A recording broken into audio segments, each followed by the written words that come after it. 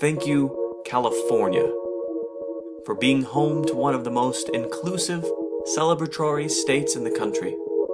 From your very start, your Occidental spirit drew men and women who dreamed of a better tomorrow, and with it, they opened doors that were previously locked. How lucky we are.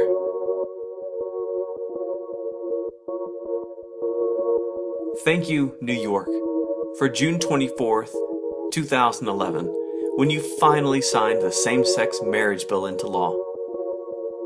Thank you for galvanizing both activists and everyday people alike to flip the seats of those state senators who initially voted against our marriages. The gesture wasn't missed. You answered our defeat called Prop 8 with an East Coast reply. New York showed the country that same-sex marriage is still on its crescendo in light of a mere hiccup in California. How lucky we are.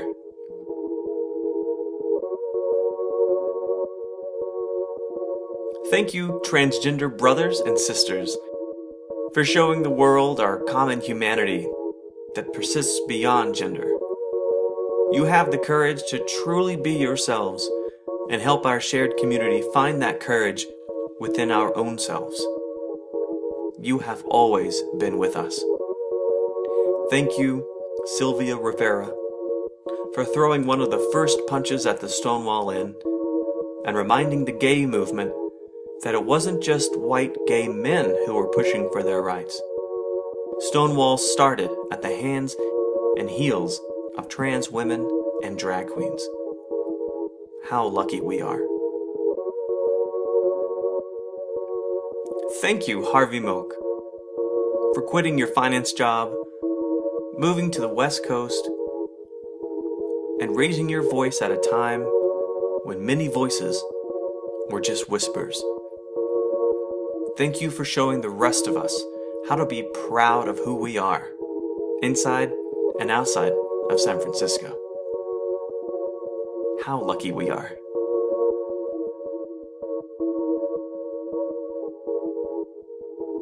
Thank you, Jean and Jules Manford, for standing up. Jean, you were a quiet and demure elementary school teacher. But after your child was harmed, you became a fierce and sharp advocate. You marched in one of the first Pride parades hand in hand with your gay son, Morty. After the crowds cheered you, you met with other parents of gays and lesbians, and P-Flag was born.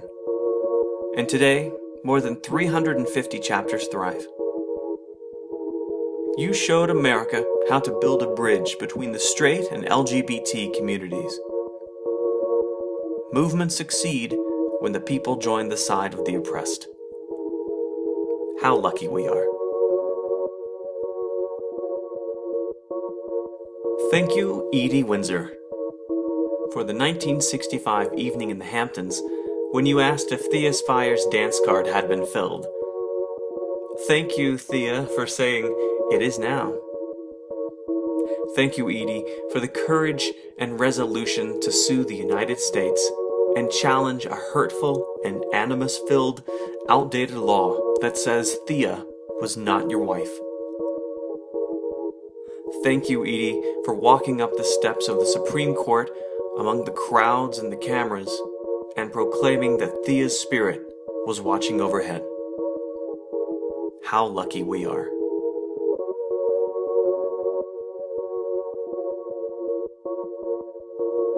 Thank you, Minnesota, for the 77,500 Minnesotan donors and the 27,000 volunteers that created the Minnesotans United for All Families campaign.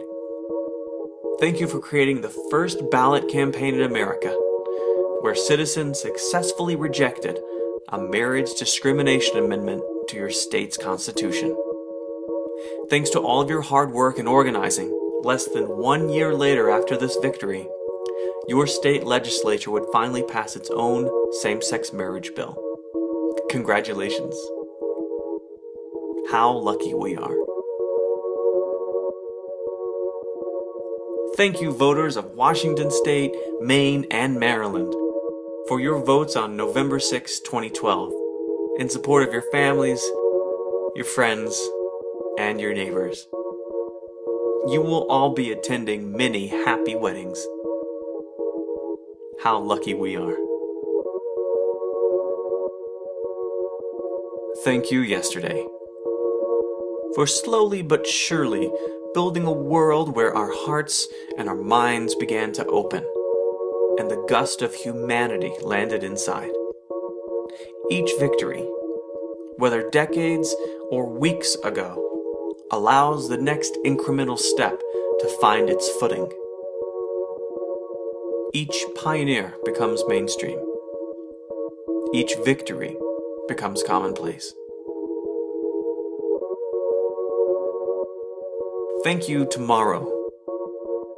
Thank you for being our goal, our trajectory.